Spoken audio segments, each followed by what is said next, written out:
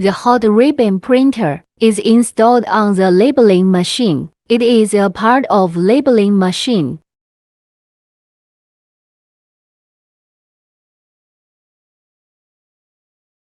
The principle is that the text squeezes the ribbon through the metal so that an imprint appears on the label.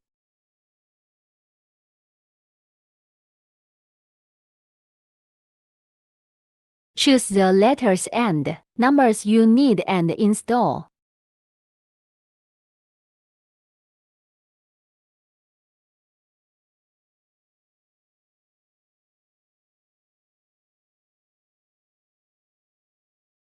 Install on the labeling machine. Turn on the labeling machine and encoder on touchscreen. See the printing effect.